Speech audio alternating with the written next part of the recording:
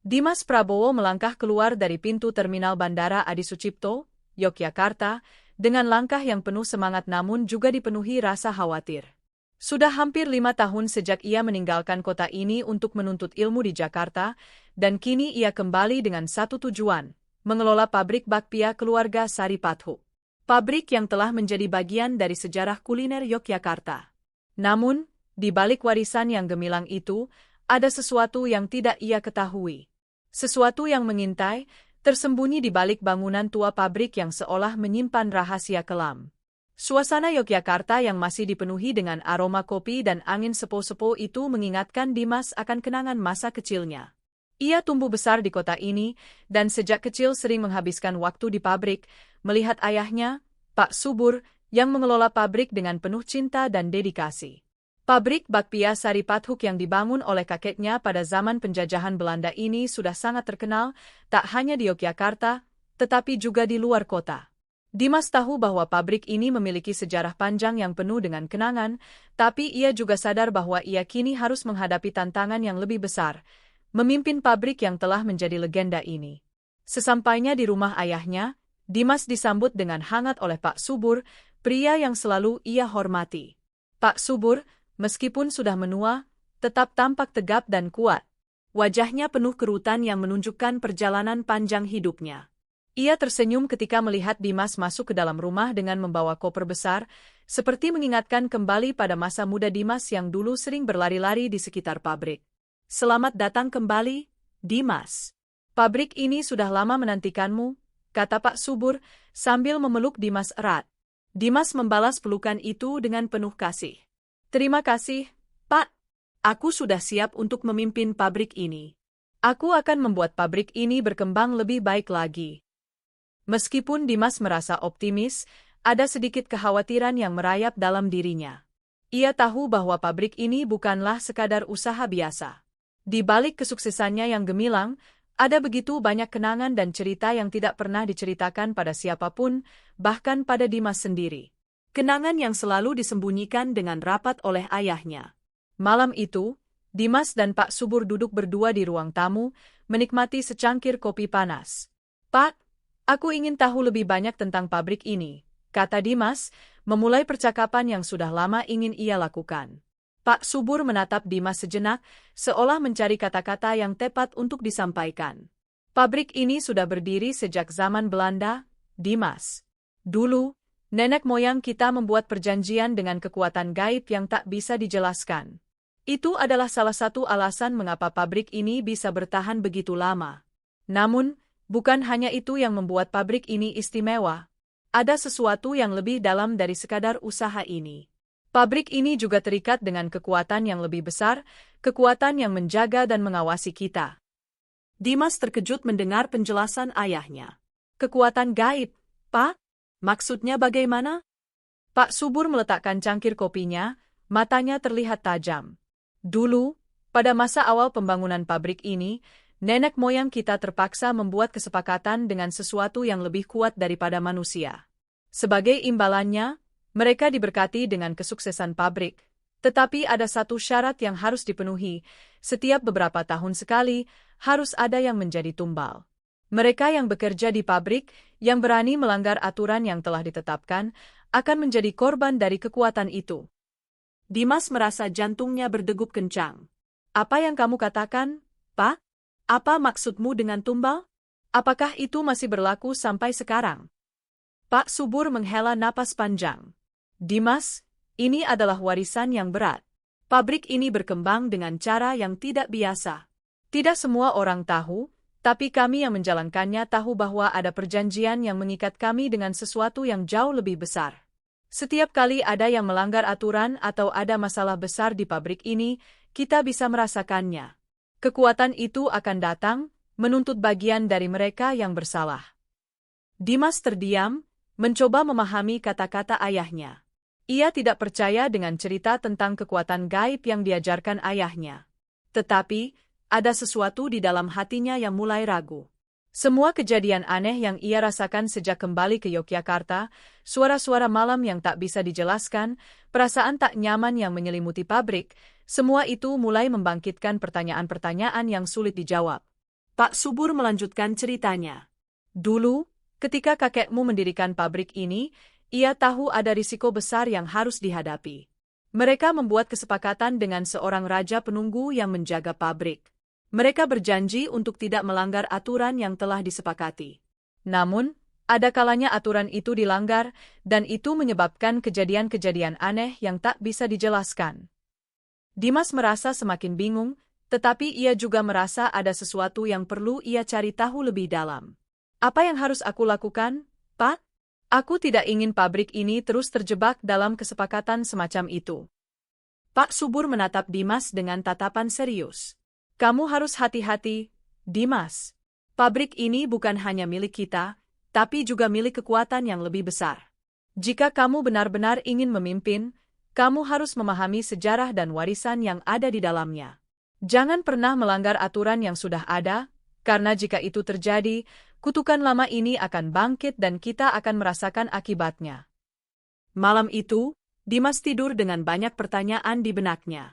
Ia tidak tahu apakah cerita ayahnya hanya mitos atau ada kebenaran di balik kata-kata itu. Namun, apa yang ia rasakan saat berjalan di sekitar pabrik tadi siang, saat ia pertama kali menapakkan kakinya di tempat itu, adalah sesuatu yang tidak bisa dijelaskan. Ada sesuatu yang mengintai di balik bayang-bayang pabrik yang sepi itu. Dan Dimas merasa, ini baru awal dari sesuatu yang lebih besar yang akan ia hadapi. Pagi itu, seperti pagi-pagi sebelumnya, pabrik bakpia Sari Pathuk terlihat sibuk seperti biasanya. Para pekerja berdiri di sekitar meja besar, menggiling kacang hijau, mencampur adonan, dan mengisi bakpia dengan isian kacang manis yang harum. Suara mesin penggiling, bunyi tepuk tangan pekerja yang menekan adonan, dan bau khas bakpia yang sedang dipanggang mengisi udara pagi di sekitar pabrik. Meski ada aktivitas yang tampak normal, Dimas merasakan ada sesuatu yang salah. Sejak kemarin malam, ada perasaan cemas yang menggelayuti hatinya. Ia mendengar desas-desus dari beberapa pekerja bahwa mereka merasakan sesuatu yang aneh di sekitar pabrik. Ada suara langkah kaki berat yang tidak bisa dijelaskan, dan kadang-kadang, mereka merasa seperti diawasi oleh sesuatu yang tidak terlihat. Namun, Dimas menganggap semua itu sebagai hal yang wajar, mungkin itu hanya kecemasan akibat terlalu banyak bekerja, pikirnya. Namun, pagi ini, perasaan itu semakin menguat. Dimas memutuskan untuk memeriksa seluruh bagian pabrik. Ia berjalan melintasi ruangan demi ruangan, memeriksa proses produksi, berbicara dengan para pekerja, dan mencoba memastikan semuanya berjalan lancar. Semua pekerja tampak sibuk, seolah tidak ada yang berbeda. Namun, ada satu hal yang tidak bisa Dimas abaikan, mereka semua tampak tertekan, seperti ada ketakutan yang tak terucapkan di mata mereka. Mereka berbicara pelan, sering saling bertukar pandang, dan seolah enggan menatap Dimas terlalu lama. Pada siang hari, kejadian yang tak terduga terjadi. Mesin penggiling kacang hijau yang sudah berusia puluhan tahun tiba-tiba mengeluarkan suara berisik yang sangat keras. Dimas berlari menuju mesin tersebut, diikuti oleh beberapa pekerja yang tampak terkejut. Begitu Dimas membuka tutup mesin, asap putih keluar dengan cepat dan menyelimuti ruangan, disertai bau aneh yang menusuk hidung. Suasana menjadi tegang. Pekerja yang berada di dekat mesin itu terlihat panik, dan beberapa dari mereka mulai mundur dengan cepat. Ada apa dengan mesin ini? Teriak Dimas dengan cemas. Salah seorang pekerja, Siti, yang telah bekerja di pabrik itu selama lebih dari 15 tahun, berjalan maju dengan wajah yang tampak cemas. Itu bukan masalah mesin, Dimas. Itu ada sesuatu yang lebih besar dari itu. Ada yang tidak beres di sini, ujar Siti dengan suara pelan, seolah takut suara mereka akan didengar oleh makhluk lain. Dimas menatap Siti, bingung. Apa maksudmu, Siti? Apa yang terjadi di sini? Siti menghela napas panjang, matanya memandang ke sekitar ruangan dengan ragu-ragu, seolah mencari kata-kata yang tepat. Sudah lama kami merasa ada sesuatu yang tidak terlihat, sesuatu yang mengawasi kami. Suara-suara aneh, bau-bau aneh. Itu semua adalah tanda-tanda bahwa kekuatan yang lebih besar dari kita sedang mengawasi. Pabrik ini, Dimas, tidak hanya sekadar pabrik bakpia. Pabrik ini terikat dengan kesepakatan lama, dengan sesuatu yang sangat kuat. Dimas terdiam mendengar penjelasan Siti, merasa bingung dan cemas. Apa maksudmu dengan sesuatu yang sangat kuat? Apa yang sebenarnya terjadi di sini? Siti menatap Dimas dengan tatapan yang serius, matanya penuh kekhawatiran. Dimas, ini tentang perjanjian lama yang dibuat oleh kakekmu. Pabrik ini dibangun dengan bantuan kekuatan gaib. Dan setiap kali ada masalah besar, atau ada yang melanggar aturan, kekuatan itu akan datang menuntut korban. Mesin ini tidak rusak begitu saja. Ini adalah peringatan. Perlu ada yang dibayar. Dimas merasa seluruh tubuhnya kaku. Ia tidak pernah tahu tentang semua ini. Selama ini, ia hanya mendengar cerita-cerita biasa dari ayahnya tentang kesulitan bisnis, tentang bagaimana pabrik ini berkembang, tetapi tidak pernah ada cerita tentang kekuatan gaib atau perjanjian dengan makhluk halus. Kakekku? Dimas berbisik, apa yang kakek lakukan untuk membuat perjanjian itu? Kenapa ini harus terjadi? Siti menatap Dimas dengan tatapan penuh penyesalan. Aku tidak tahu semuanya, Dimas. Tapi kami yang bekerja di sini sudah merasakan efeknya. Setiap beberapa tahun sekali, salah satu dari kami harus menjadi tumbal. Dan sekarang, sepertinya saat itu telah tiba lagi. Dimas merasa tercekik. Jika benar ada perjanjian semacam itu, maka pabrik yang ia warisi ini bukan hanya sekadar tempat bekerja, tetapi juga tempat yang dipenuhi dengan kutukan dan ancaman yang tak bisa dijelaskan. Ia berpaling kepada para pekerja lain, mencoba membaca ekspresi mereka. Beberapa di antara mereka tampak ketakutan, sementara yang lain mencoba menenangkan diri, seolah sudah terbiasa dengan situasi tersebut. Namun, suasana berubah semakin mencekam setelah kejadian itu. Malam itu, saat Dimas sedang berada di rumah, ia menerima telepon dari Pak Subur, ayahnya. Suara Pak Subur terdengar panik di ujung telepon. Dimas, ada yang terjadi di pabrik. Suara Pak Subur bergetar. Budi sudah mati.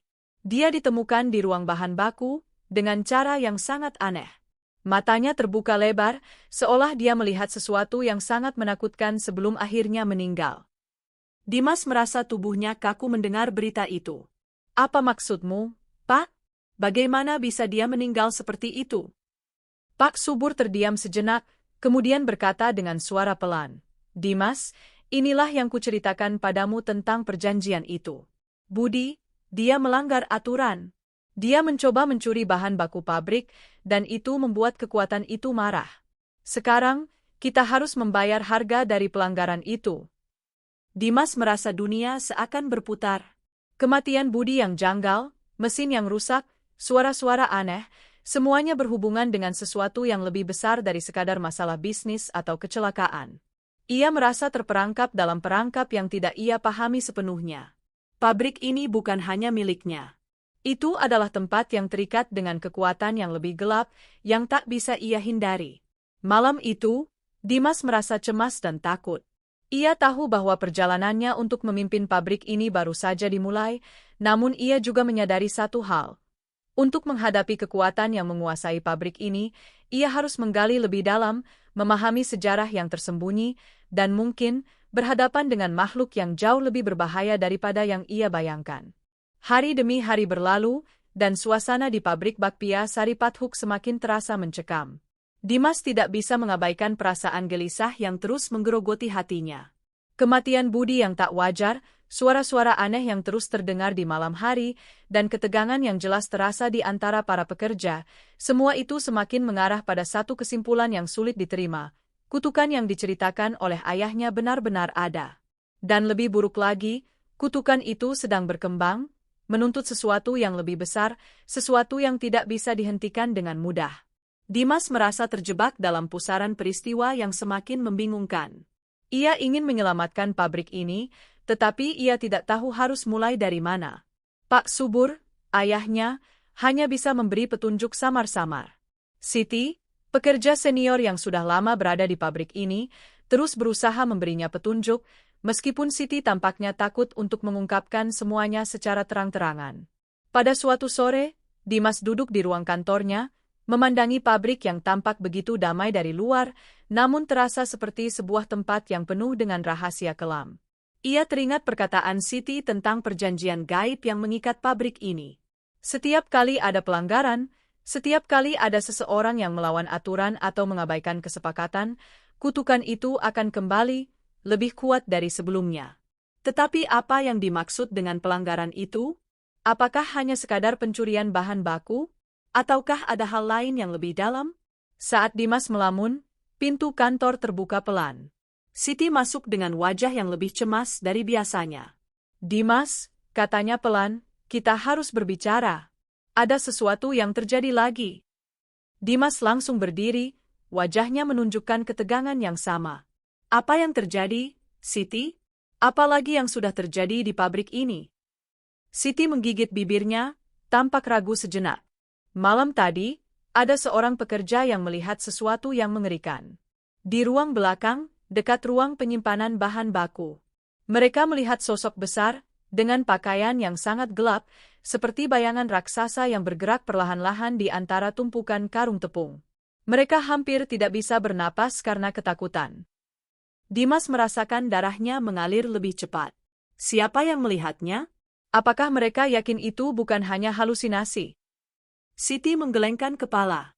Mereka yakin, Dimas. Mereka mendengar suara berat, seakan ada langkah kaki yang mengguncang lantai. Mereka bilang itu bukan manusia. Beberapa dari mereka bahkan sempat pingsan, dan satu orang, Andi, tiba-tiba menghilang saat dia berusaha memeriksa suara itu. "Kami tidak tahu kemana dia pergi." Dimas menggigit bibirnya, menahan amarah yang mulai memuncak. Jadi ini semua akibat dari perjanjian itu? Semua ini, kematian Budi, suara-suara aneh, dan sekarang hilangnya Andi, semuanya karena kutukan yang kita tidak bisa lihat atau lawan.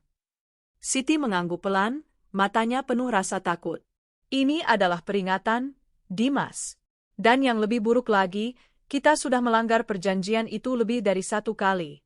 Kamu mungkin tidak tahu, tapi Andi, dia adalah yang terakhir melanggar aturan. Beberapa hari sebelum dia menghilang, dia melakukan sesuatu yang sangat berbahaya.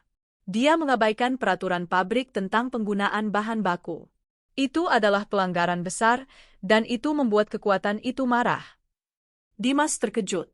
"Andi, apa yang dia lakukan?" Siti menarik napas dalam-dalam. Dia mencampurkan bahan yang tidak seharusnya ada di dalam adonan bakpia. Dia menggunakan bahan pengawet yang tidak terdaftar, dan itu bisa merusak rasa asli bakpia yang kita buat. Hal ini bisa dianggap sebagai pelanggaran besar, Dimas. Itu bukan hanya soal kerugian, itu soal kehormatan pabrik ini. Setiap kali kita melanggar aturan, kita mengundang kekuatan itu untuk datang." Dimas merasa kesal dan marah. Jadi Andi yang membuat semuanya menjadi lebih buruk? Tapi kenapa dia harus menghilang seperti itu? Siti menggelengkan kepala, tangannya gemetar sedikit. Kekuatan itu tidak hanya menghukum dengan cara biasa.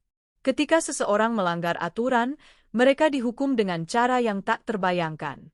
Andi mungkin tidak akan kembali, Dimas. Kita harus segera melakukan sesuatu untuk menghentikan ini. Dimas berpikir sejenak, matanya terbuka lebar seiring dengan pemahamannya yang semakin dalam. Jadi kita harus melakukan ritual itu, seperti yang ayahku katakan? Kita harus memutuskan perjanjian ini sebelum semuanya terlambat. Siti mengangguk. Ritual itu sangat berbahaya, Dimas. Tidak ada yang bisa melakukannya tanpa konsekuensi. Tetapi jika kita tidak melakukannya, kutukan ini akan terus menguat, dan lebih banyak lagi yang akan mati. Ini bukan hanya tentang pabrik, ini tentang nyawa mereka yang bekerja di sini. Dimas merasa putus asa, tetapi ada satu hal yang lebih penting dari sekadar ketakutan. Ia tidak bisa membiarkan pabrik ini hancur, dan ia tidak bisa membiarkan para pekerja terus-menerus hidup dalam ketakutan.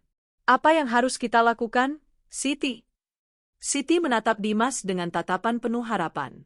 Ada sebuah tempat di dalam pabrik ini, ruang bawah tanah yang terkubur dalam. Di sana, di ruang itu, terdapat simbol-simbol kuno yang bisa kita gunakan untuk memutuskan ikatan dengan kekuatan itu. Namun, kita harus melakukannya dengan hati-hati, karena jika kita salah, kita akan semakin terjerat dalam kutukan itu. Dengan tekad yang bulat, Dimas memutuskan untuk melakukan apa yang perlu dilakukan. Ia tahu bahwa ini bukan perjalanan yang mudah, dan ia juga tahu bahwa risiko besar menanti mereka. Tetapi satu hal yang ia yakini, ia tidak bisa lari dari kenyataan ini. Pabrik yang telah menjadi bagian dari warisan keluarganya, yang telah memberi nafkah pada banyak orang, harus diselamatkan. Apapun harganya. Malam itu, Dimas, bersama Siti, memasuki ruang bawah tanah yang gelap dan pengap.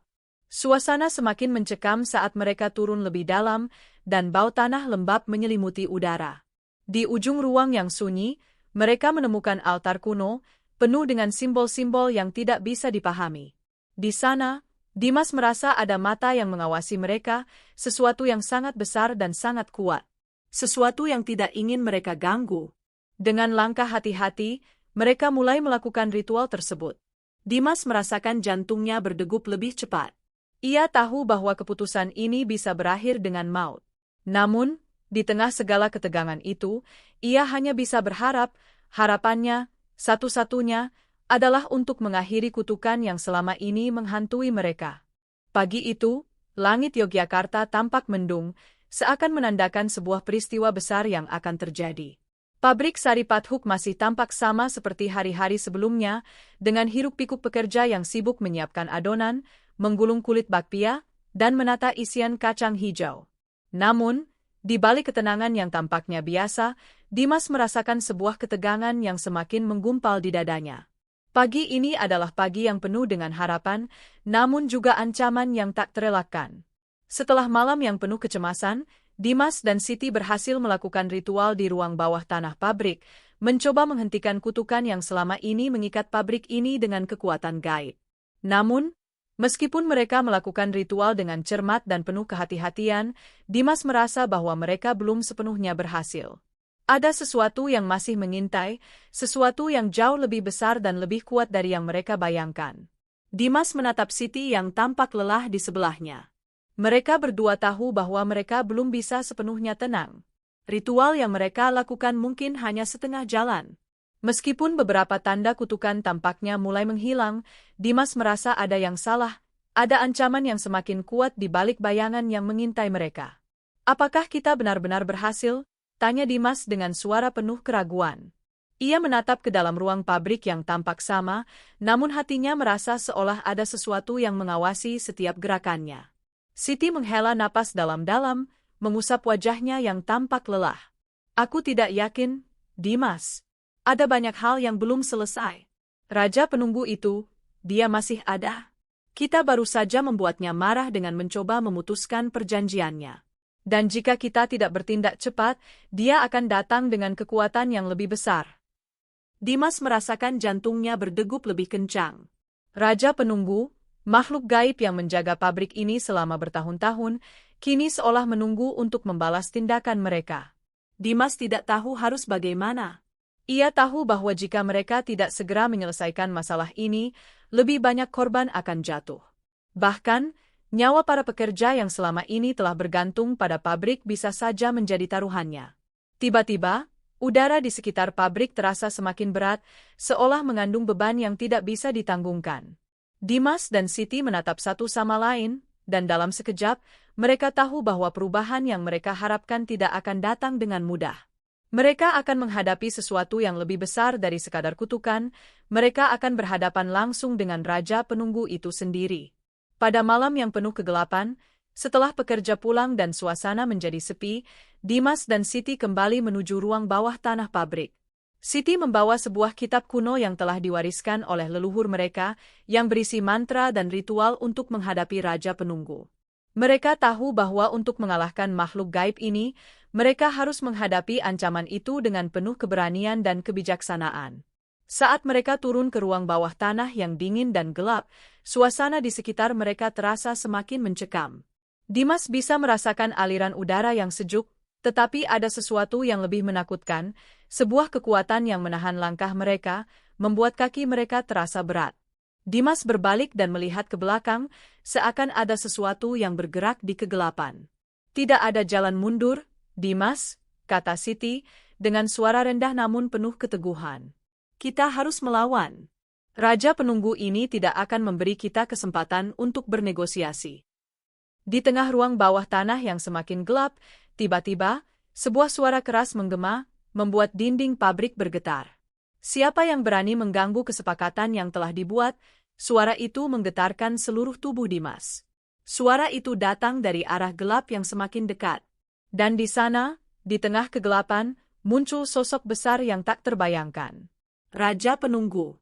Makhluk itu muncul dengan sosok raksasa, tubuhnya dikelilingi oleh kabut hitam yang bergulung-gulung. Wajahnya gelap, hanya mata merah menyala yang terlihat jelas. Suara napasnya yang berat menggema di seluruh ruang bawah tanah, seolah makhluk ini bukan hanya menakutkan, tetapi juga menguasai segala sesuatu di sekitarnya. Dimas merasakan seolah tanah di bawah kakinya mulai bergetar. Kalian berani melawan perjanjian yang telah ada selama berabad-abad? Suara Raja Penunggu itu bergema lagi, kali ini lebih mengerikan. Apakah kalian pikir kalian bisa mengalahkan kekuatan yang telah lama menguasai tempat ini? Siti menarik napas dalam-dalam dan berdiri tegak. Kami tidak akan membiarkan tempat ini terus dikuasai oleh kutukan yang menelan nyawa banyak orang. Pabrik ini harus bebas dari perjanjian ini. Kami akan menghentikan kekuatanmu. Raja Penunggu tertawa, suaranya seperti guruh yang menggelegar. Kalian tidak tahu apa yang kalian hadapi. Pabrik ini adalah milikku. Setiap langkah, setiap napas yang kalian ambil, terikat pada kekuatan yang telah lama ada. Tidak ada yang bisa menghentikanku. Aku adalah penjaga tempat ini, dan aku tidak akan pergi. Dimas merasakan ketakutan yang mengalir dalam dirinya, tetapi ia tahu bahwa tidak ada pilihan lain. Jika mereka tidak bertindak sekarang, Raja Penunggu akan menguasai pabrik ini selamanya. Ia menatap Siti, yang kini memegang kitab kuno itu dengan tekad. Siti, apa yang harus kita lakukan? Siti membuka halaman kitab dan mulai membaca mantra yang tertulis di dalamnya. Suara Siti semakin keras, meskipun ada ketakutan yang menggerogoti hatinya. Kami tidak akan menyerah, Raja Penunggu. Kami memutuskan ikatan ini. Kami akan membebaskan pabrik ini dari kekuatanmu. Jika kamu ingin menghancurkan kami, lakukanlah. Tapi ingat, kami tidak akan melawan hanya dengan kekuatan fisik, tetapi dengan kekuatan yang lebih besar, keberanian dan niat baik untuk masa depan. Raja Penunggu mengangkat tangannya yang besar, dan tiba-tiba, angin kencang berputar di sekitar mereka, memutar seluruh ruangan dengan kekuatan yang dahsyat. Dimas dan Siti merasakan tubuh mereka terangkat oleh kekuatan itu, seolah akan diterbangkan jauh dari tempat itu. Namun, Siti terus membaca mantra, suaranya yang penuh keyakinan melawan segala kekuatan gaib yang mengelilingi mereka. Dalam sekejap, sebuah cahaya terang muncul dari dalam buku itu, mengelilingi tubuh Dimas dan Siti. Cahaya itu semakin membesar, dan Raja Penunggu tampaknya mulai kesulitan menahan kekuatan itu. Sosok besar itu menjerit, dan tubuhnya mulai menghilang, terhisap oleh cahaya yang terus berkembang. Pada saat cahaya itu mencapai puncaknya, Raja Penunggu berteriak keras, "Kalian tidak tahu apa yang telah kalian lakukan. Kalian telah membebaskan pabrik ini, tetapi kalian tidak akan pernah bebas dari kutukanku." Namun, suara itu perlahan-lahan menghilang, dan akhirnya, dalam sekejap, semuanya menjadi sunyi. Raja Penunggu telah pergi. Pabrik bakpia Sari Pathuk yang selama ini terjerat kutukan kini terbebas. Dimas terengah-engah, tetapi ia merasa lega. Kita berhasil, Siti. Kita benar-benar berhasil. Siti tersenyum lemah, matanya menunjukkan rasa syukur.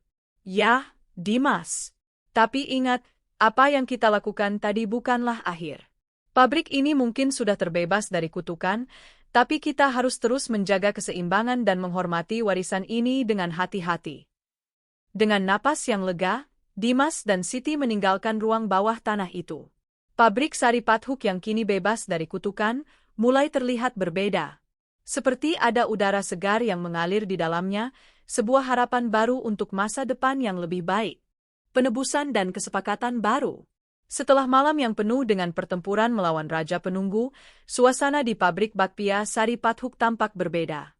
Pagi itu, meskipun langit masih tampak mendung, Dimas merasakan udara yang terasa lebih ringan. Pabrik yang selama ini dipenuhi dengan ketegangan dan bayang-bayang kutukan kini terasa lebih tenang. Namun, ia tahu bahwa kedamaian yang datang setelah pertempuran ini bukanlah akhir dari segalanya. Pagi itu, Dimas dan Siti berdiri di depan pabrik, memandang ke arah gedung tua yang kini terasa berbeda. Pabrik yang selama ini terasa seperti penjara bagi mereka, kini tampak seperti tempat yang memberi kesempatan baru untuk bertumbuh. Namun, ada satu hal yang masih mengganggu pikiran Dimas. Raja penunggu mungkin telah pergi, tapi ada sesuatu yang lebih besar dari sekadar kutukan yang harus mereka hadapi, dan itu adalah bagaimana mereka akan menjaga pabrik ini agar tetap berkembang, tanpa mengulangi kesalahan yang sama. Siti melihat Dimas yang terdiam, merenung. Kita berhasil, Dimas. Tapi ingat, perjalanan kita belum selesai. Kita telah mengakhiri kutukan, tapi kita juga harus membangun kembali kepercayaan yang sudah hilang, baik dari para pekerja maupun dari diri kita sendiri. Dimas mengangguk perlahan, menyadari betapa dalamnya kata-kata Siti. Selama ini, ia hanya fokus pada keberhasilan jangka pendek dan modernisasi pabrik, tanpa menyadari betapa kuatnya warisan dan tradisi yang ada di dalamnya. Ia tahu bahwa meskipun mereka telah mengalahkan Raja Penunggu untuk memimpin pabrik ini ke masa depan yang lebih baik, ia harus memperbaiki hubungan dengan para pekerja dan menghormati warisan yang ada. Hari itu, Dimas memutuskan untuk mengadakan pertemuan besar dengan seluruh pekerja di pabrik. Ia ingin mendengar langsung dari mereka tentang apa yang mereka rasakan, tentang apa yang mereka inginkan untuk masa depan pabrik ini, dan bagaimana mereka bisa bekerja sama untuk menjaga agar pabrik ini tetap berjalan dengan baik, tanpa ada kekuatan gelap yang menguasai. Pekerja mulai berdatangan, satu persatu, dengan wajah-wajah yang sebelumnya penuh dengan kecemasan kini mulai terlihat lebih cerah. Mereka tahu bahwa malam sebelumnya adalah titik balik, dan meskipun mereka tidak sepenuhnya memahami apa yang terjadi, mereka merasa bahwa ada sesuatu yang besar yang telah berubah. Suasana yang sebelumnya tegang kini terasa lebih hangat, meskipun masih ada rasa was-was di dalam hati mereka. Dimas berdiri di depan mereka, menatap dengan serius setiap wajah yang hadir. Terima kasih telah datang. Saya tahu banyak dari kalian yang telah bekerja di sini selama bertahun-tahun, dan saya tahu bahwa kita semua pernah merasakan ketakutan dan ketegangan yang ada di pabrik ini. Tapi malam kemarin, kita berhasil menghentikan kutukan yang telah membayangi pabrik ini selama bertahun-tahun. Raja Penunggu tidak akan datang lagi untuk menuntut korban, dan pabrik ini akan bebas dari kekuatan gelap itu. Suasana hening sejenak. Para pekerja saling berpandangan, seperti mencari konfirmasi atas kata-kata Dimas. Kemudian, Pak Wito, pekerja senior yang telah lama bekerja di pabrik itu, berdiri dan mengangkat tangannya. Dimas mengenalnya dengan baik. Pak Wito adalah sosok yang sangat dihormati di antara pekerja, seorang pria yang selalu memiliki pandangan bijaksana. Dimas, kata Pak Wito dengan suara berat, kami semua tahu bahwa malam kemarin adalah kemenangan besar. Tapi, ada banyak hal yang perlu kita perbaiki di sini. Pabrik ini sudah lama dipenuhi oleh ketakutan, dan banyak dari kami yang merasa terperangkap. Kami bekerja dengan hati yang penuh kecemasan, takut akan kutukan yang datang setiap kali ada pelanggaran. Apa yang harus kita lakukan agar kita bisa bekerja dengan hati yang tenang? Bagaimana kita bisa tahu bahwa pabrik ini benar-benar bebas dari segala hal yang menakutkan itu? Dimas mendengar dengan seksama, lalu menatap Pak Wito dengan tatapan yang penuh tekad. Pak Wito, saya mengerti kekhawatiran kalian. Dan saya berjanji, saya tidak akan membiarkan pabrik ini kembali ke masa lalu, di mana ketakutan dan kekuatan gaib mengendalikan kita. Kita akan mengubah cara kita bekerja.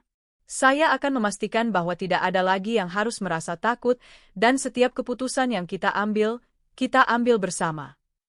Siti yang berdiri di samping Dimas, menambahkan, Dimas dan saya telah berbicara panjang lebar. Kita akan memulai dengan perubahan nyata. Pertama, kita akan memastikan bahwa semua pekerja di sini diperlakukan dengan adil, tanpa ada yang merasa terpinggirkan.